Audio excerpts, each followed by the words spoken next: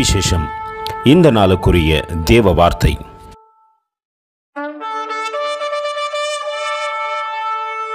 Blessed are the merciful, for they shall obtain mercy.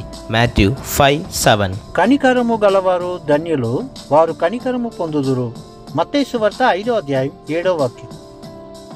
இரக்கம் உள்ளவர்கள் பாக்கியவான்கள், அவர்கள் இரக்கம் பெறுவார்கள். மத்தேயு 5:7. அன்பின் தேவ பிள்ளைகளே, நாம் இரக்கம் உள்ளவர்களாய் இருக்க வேண்டும் என்று தேவன் விரும்புகின்றார்.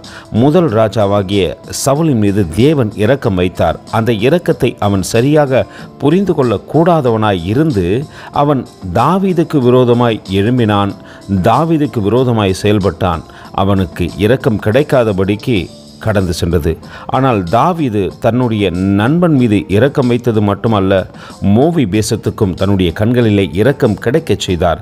அதனால் தேவன் தாவீதை ஆசீர்வதித்தது மட்டுமல்ல, அநேகருக்கு முன்பாக ஆச்சரியமாய் ஆசீர்வாதமாய் நடத்தினார்.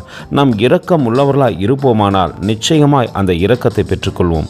இரக்கம் அற்ற வாழ்க்கை வாழ்வோமானால் நிச்சயமாய் சவலை போல தள்ளப்படுவோம்.